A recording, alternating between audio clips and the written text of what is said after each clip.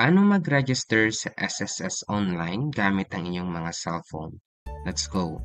To register SSS Online, dapat meron na po kayong CRN or SS number.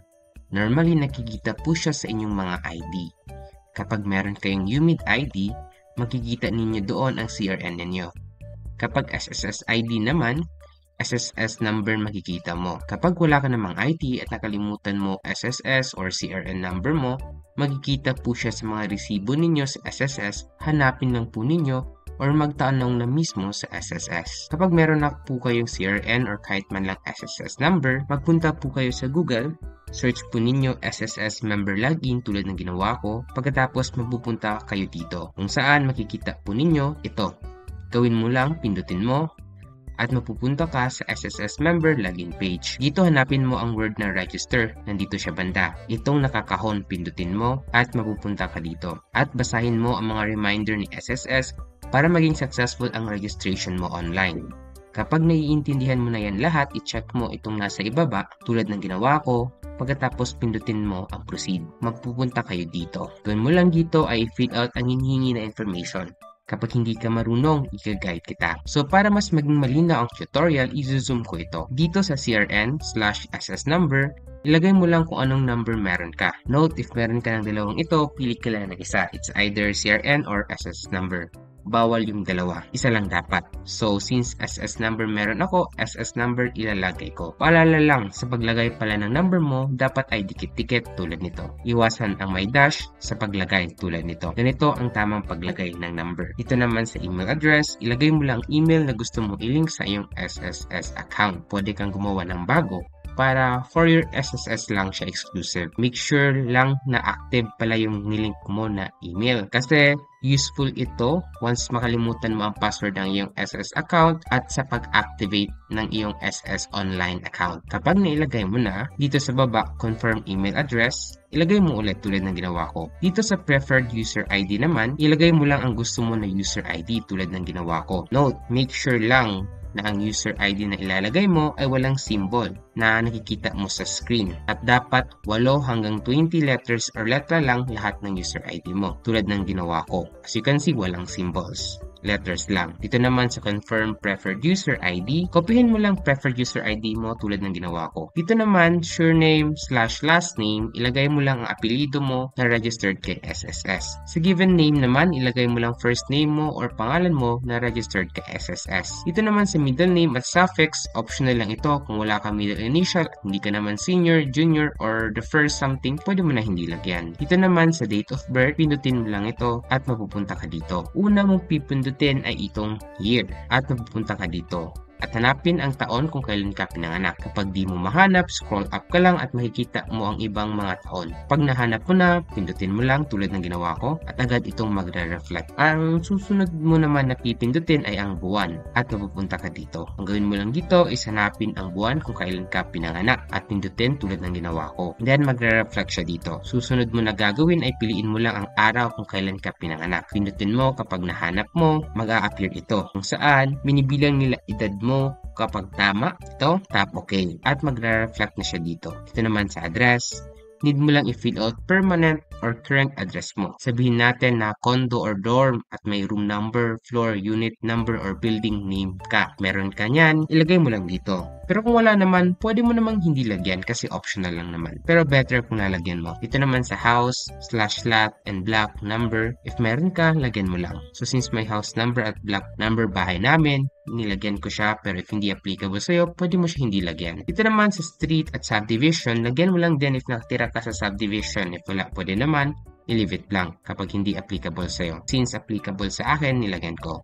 Tanong, pwede po ba i-leave it blank ito lahat? Sagot, hindi po. If you leave it blank, hindi ka makaka-register sa SSS online. So please fill in the information na applicable sa'yo. Dito naman, if taga Manila ka, hayaan mo ng check na ito. Kapag hindi naman, tap mo itong province tulad ng ginawa ko. Dito naman sa province name, pindutin mo itong down arrow. at makikita mo ito. Gawin mo lang ay hanapin ang probinsya or province mo kung saan ka nakatira at pindutin mo ito. At magre-reflect siya dito. Sa city/municipality naman, pindutin mo itong down arrow ulit at mag-a-appear ang mga cities and municipalities sa lugar ninyo. Pindutin mo lang kung saan ka lugar nakatira at magre-reflect na siya dito. Next mo gagawin pala ay swipe right at makikita mo itong barangay. Gawin mo lang ay pindutin ulit itong down arrow at mapupunta ka dito. Gawin mo lang ay hanapin barangay mo at pindutin mo ito at agad magre-reflect ito. Next gagawin ay i-zoom out natin at makikita natin na automatic reflect agad ang postal code pagkatapos nating fill out ang province, city or municipality at barangay. Kaya important na ma-fill upan lahat tulad ng nakikita mo sa screen. Dito sa foreign mailing address naman, optional lang ito. Meaning, if nakatira ka naman sa Pilipinas at wala ka abroad na gusto mo pagpapadalhan ni SSS, huwag mo na lang lagyan. Pero if just in case meron, pwede mo ding lagyan. So ako, since wala naman, I just leave it lang. Dito naman sa registration preference, gawin mo lang is pindutin ang down arrow at makikita mo ito. Gawin mo dito is piliin mo ang applicable sa'yo at meron kang copy or record. So for me, mobile number registered in SSS meron ako. So tap po ito at magre-reflect ito dito. Next mo gagawin ay fill out mo lang yung mobile number mo registered kay SSS. Tanong, paano naman po pag nakalimutan ko or nawala ang SSS mobile number registered ko kay SSS? Kapag ganun, balik tayo dito. Kung recommend ko itong paid payment reference number. So, dito naman sa paid payment reference number, mahanap mo siya dito sa mga resibo mo kay SSS. Then, hanapin mo ang transref number mo at ilagay mo siya dito, tulad ng ginawa ko. Then, scroll down ka hanggang makita mo ang submit button. Tapos dito, I'm not a robot, pindutin mo itong box tulad ng ginawa ko para ma-check and confirm na tao ka at hindi talaga robot or AI. Then susunod mo na gagawin ay click I accept the terms of service tulad ng ginawa ko. Tapos, tap submit at mag-a-appear itong confirmation page kung saan pwede mo i-double check kung tama na ba lahat ng nilagay mo na details. Kapag may mali or typo, click mo itong cancel para makapag-edit ka pa. Kapag tama naman, tap confirm at makikita mo ito kung saan pinapaalam ni SSS na lahat daw na binigay mo na info ay papadala sa SSS kung gusto mo magpatuloy. At kung okay lang sa'yo ito na i-provide ang mga information, tap mo okay at mapupunta ka dito. Tapos makikita mo itong notification na nagsasabi na successful pag-submit mo SSS registration application and you need to check daw your email. At may note din sa ibaba na sinasabi na magpapadala daw si SSS ng email to confirm your registration. At kapag hindi mo nakita email nila, check mo daw po yung spam or junk mail folder ninyo. Baka nandoon ang email. Kapag naintindihan mo ito, tap OK. At next gagawin ay buksan na natin ang ating Gmail account na niregister natin sa SSS kanina. Ito, nandito na tayo sa Gmail account ko na registered kay SSS. Dito sa email, makikita natin ang email galing kay SSS. Gawin lang natin ay i-tap ito at makikita mo itong email ni SSS kung saan tinuturuan ka niya paano i-activate ang SSS online account mo. Sabi dito pala, need ma-activate ang SSS account mo within 5 days or else uulit ka sa pag-register tulad kanina. So to activate your SSS online account, pindutin mo itong clicking here na word dito sa email mo, yung nasa box na red, at mapupunta ka dito kung saan pwede mo i-activate SSS account mo. So sabi dito, to activate your SSS account daw, need mo ilagay ang huling 6-digit number ng iyong SSS or CRN number na ginamit mo in your registration kanina. So by last 6-digit,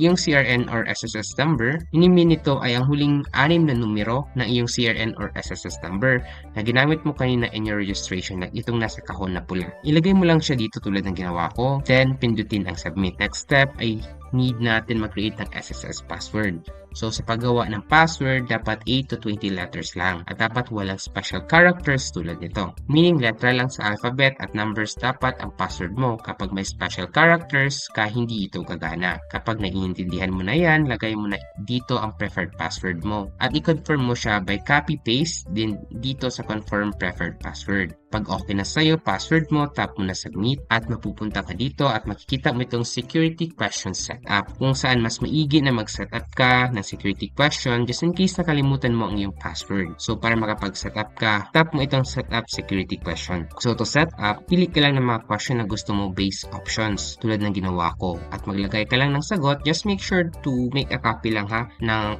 out of those 2 security question na nilagay mo just in case makalimutan ang password mo kasi magagamit ito. So pagkatapos kapag na-set mo na lahat, tap mo itong submit tapos makikita mo ito na notification. Gawin mo lang, ilagay ang password mo to verify your identity. Then click confirm at mapupunta ka dito. Gawin mo lang i-tap itong X button hanggang mawala yung pop-up tulad nito. And ayun, successfully na ang pag-register mo sa SSS Online. Diba ang dali lang? So gusto mo din ba matutunan paano magbayad ng iyong contribution sa SSS gamit GCash? May tutorial din ako para dyan, click mo lang ito. O di kaya gusto mo din matutunan paano pagbayad ng iyong SSS loan gamit GCash? May tutorial din ako para dyan, click mo lang ito. So if gusto mo pa ng more videos like this, don't forget to like and subscribe. Yun lang, see you in my next video. Let's go!